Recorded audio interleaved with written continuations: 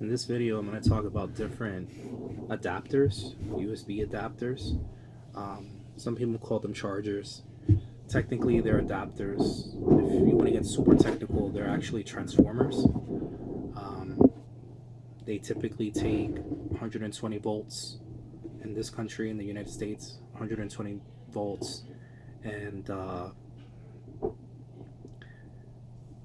they transformed that power into so comes in at 120 volts, about 15 amps, and they transform that power into 5 volts, and depends on the amp. So this is 1 amp, this is 1.5 amps, and 2 amps. Another way of saying that is 1000 milliamps, 1500 milliamps, and 2000 milliamps. And I'll get into what that means. But basically, what you can expect in this video are some charging tips on how to keep your battery in the best shape, when to use which adapter, and why it makes a difference. So just to start off with battery charging and issues today. The biggest issues affecting lithium ion batteries today, and most devices use lithium ion batteries, is overcharging. That's the biggest issue. And you're probably wondering, what do you mean? Why is that bad? How do I overcharge a battery? Well, if you are one of those folks, as I used to do, as I used to be, you take your phone, it drains. At night, you plug it in, you leave it charging overnight, and you grab it in the morning. That's exactly what overcharging is. Anytime that the battery is at 100% and you continue to charge that device, that is very bad for the battery. Some devices handle it better than others. Some don't handle it well at all. And so in this video, I'll explain again why, in which situation you want to use which, and which devices go best with which adapter, and as I said, general battery charging tips. And if anything, this is for keeping your battery in the best shape and extending the life of the battery and thus your device. So some anecdotal and some background is that battery technology has changed radically over the years. When I was a child, the first manual I read on charging batteries stated that you should take the battery and periodically discharge it completely to zero, allow the battery to completely drain, and then charge it fully, and ideally even continue to charge it after it's fully charged. Now, that is completely different. It's completely disparate from what you should do today with modern lithium ion batteries. The reason why those instructions were thus is because that's for nickel cadmium, which is a whole different physical chemical structure inside of the battery. I then remember reading tips on charging your laptops and charging your computers, and different advice. The advice then was, try to not use the battery as much as you can, keep the laptop plugged in as much as possible.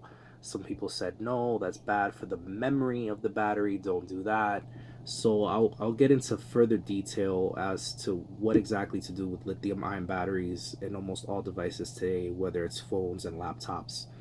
And then specifically with laptops, which is a little different, I'll speak as to those and the method that I use on this Surface Book that is right here. So generally speaking, you want to use, if you're talking about extending the life of the battery and the longevity of the device, you want to use the adapter with the least power output. So I'm trying to get it as clear as possible here. I believe you should be seeing it very clear on camera. This adapter has an output of 5 volts, 1 amp.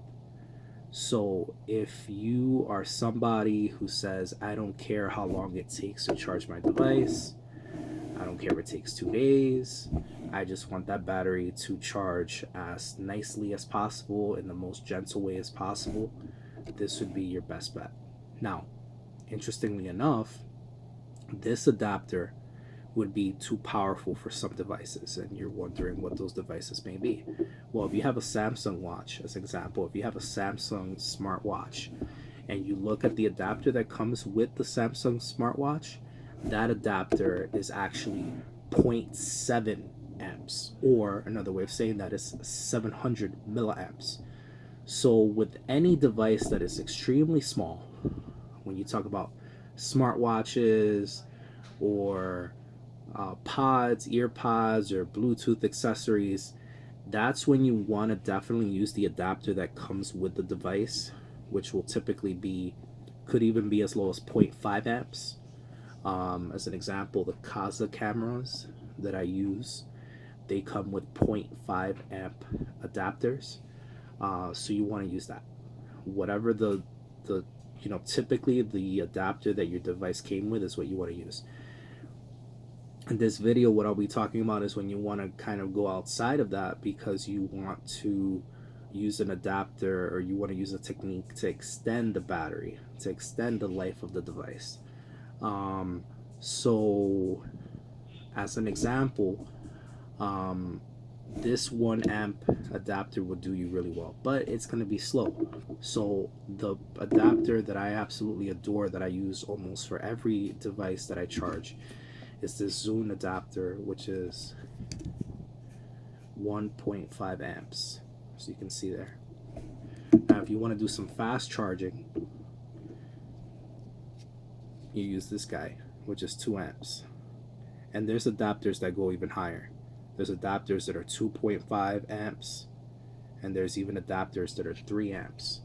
The Raspberry Pi, I have a Raspberry Pi that I made myself, that I built myself. I use it for emulation, and I overclocked the GPU and I overclocked the CPU. And because of that, you definitely want to use a very strong adapter, so that in that circumstance, for that Raspberry Pi, the 3 amp adapter is not only required, but it's recommended, because you're not going to get the power that's sufficient to overclock the Raspberry Pi. So that's a little different. It doesn't have a battery, so you don't even have to worry about overcharging or anything like that. So in that circumstance, that 3 amp adapter is not only what's suitable, but it's recommended for that application. If I use that 3 amp adapter to charge my Lumia 950, I'm going to make it burn like a frying pan. It's going to overcharge it. It's going to charge it much too quickly. It's not good for the battery. So my recommendation overall is a 1.5 amp. If you can get your hands on these Zune adapters, the absolute best. I've been using this adapter since 2007. No joke. And if you're watching this video, you're probably very savvy, you're very tech savvy. You know that most of these adapters only last about 2 or 3 years because they just get so hot. Using them daily, they get hot, they wear out, they just stop working. I've been using this since 2007. Shout out to great Microsoft products. So if you're looking for the best option for your battery, for device longevity, 1 amp. If you're looking for a happy medium of realistically, you want the device to charge sometime soon, 1.5. The 2 amp, the fast charging protocol, you seldom want to use that. Now, I will give you an application, an example of when I have to use this, because the battery for that device is simply so large. I have a JBL Charge 4, and that battery is about roughly 9 amps in capacity. So when it comes to that battery, it's actually harmful to try to charge it with this adapter or this adapter, especially when I'm using the speaker, because the consumption, the rate at which it consumes power is just, when you're using it and charging it at the same time, these adapters simply just can't keep up. And this adapter can, because it's a fast charging Lenovo 2 amp charger. So in that application, when you have a device such as a portable speaker or something to that effect that has a really large battery, that's when you do want to use a adapter with a high output or the fast charging protocol. It's actually beneficial to do so, because you're gonna, if you try to use one of these adapters that are lower amp, um, you're gonna end up with the device like constantly shutting off while you're using it because it just can't supply enough power. So that's really the point of this video, is that there are very specific circumstances to use each adapter. If you're charging a Samsung watch, something small like that, zero point 0.5 amps, 0.7 amps. If you're charging a device and time is not of the essence, go with the 1 amp.